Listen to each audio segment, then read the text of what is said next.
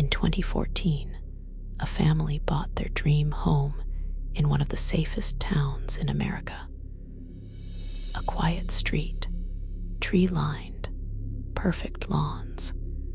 A place where nothing strange ever seemed to happen. 3 days later, a letter arrived, handwritten, thick paper, no return address. Inside, a greeting. Welcome to 657 Boulevard. I have been waiting for you. And something worse. Do you need to fill the house with the young blood I requested?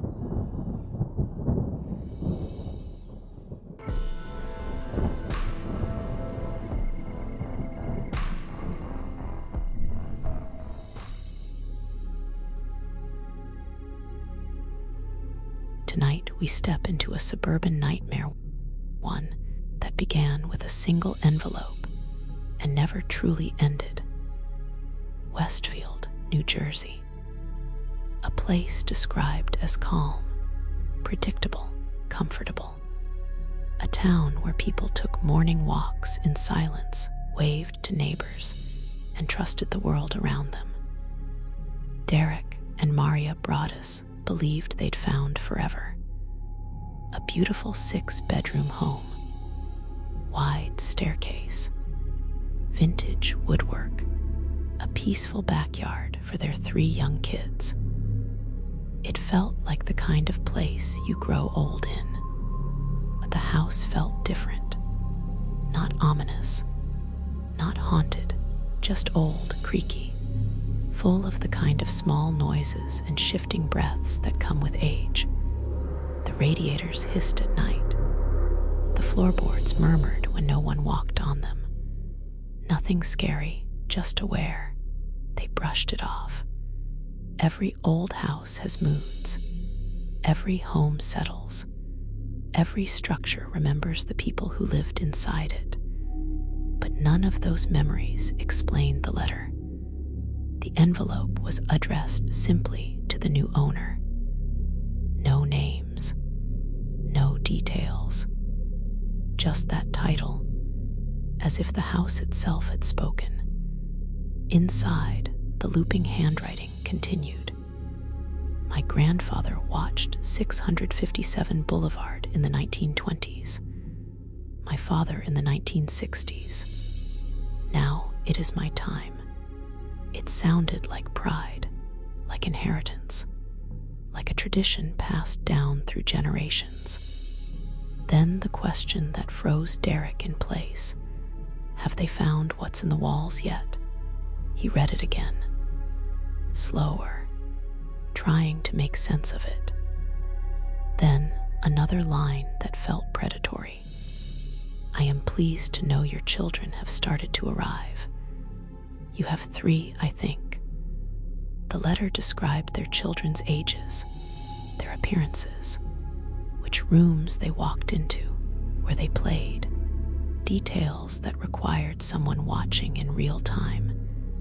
And it ended with one final sentence. I will know when you move in. Derek folded the letter quietly, carried it inside the empty house, and locked every door. It would not be the last letter, and the next ones would become darker, more precise, more intimate. Days later, another envelope. Same thick paper, same childish, looping script, same eerie tone. The new message called the children young blood, a phrase that didn't belong in a friendly neighborhood welcome.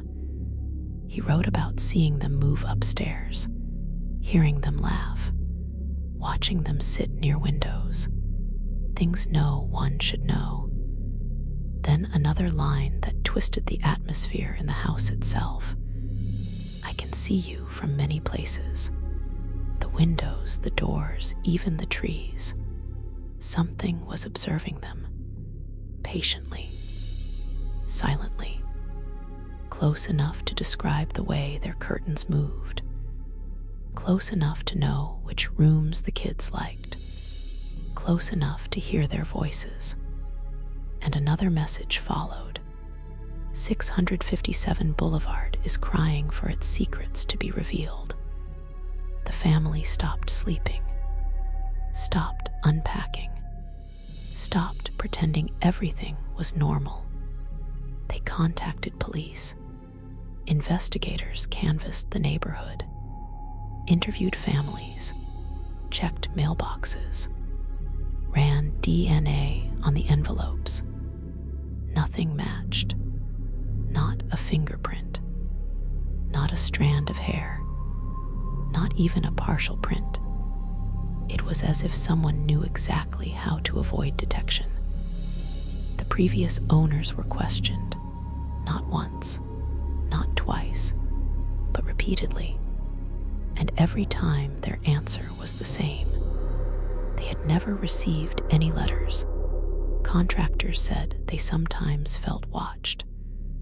One man refused to return after hearing footsteps upstairs when no one else was inside.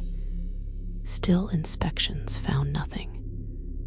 No crawl spaces. No tunnels under the house.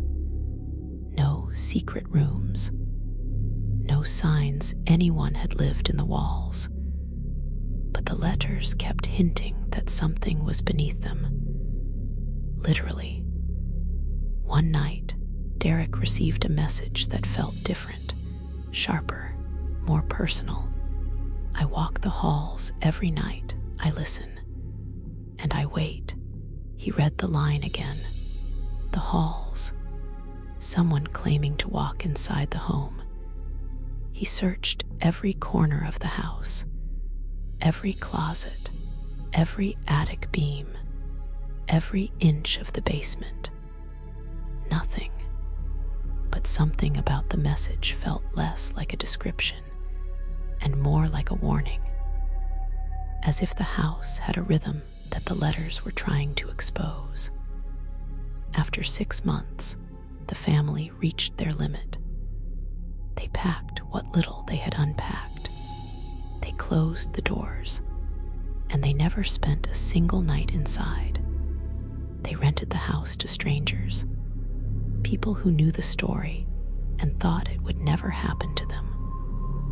Eventually, they sold it at a massive loss, just to escape the feeling that something was still watching them. Today, 657 Boulevard is lived in by another family. 3 kids of their own. A life that looks normal. They have not come forward about receiving any letters, but they also avoid interviews. And they have installed cameras. The watcher was never identified, never caught, never named. Some believe it was a neighbor, someone jealous, someone angry, someone who wanted the house for themselves. Others believe the letters sounded too practiced, too inherited, too rooted in decades of observation. As if the house was being watched long before the Broadduses or the previous owners ever stepped inside. And a few believe the letters were not about the family at all, but about the house. If tonight's mystery kept you watching, there are countless more waiting here on Moonlit Archives. Subscribe so you don't miss the next chapter. And tell me in the comments, who do you think was watching 657 Boulevard?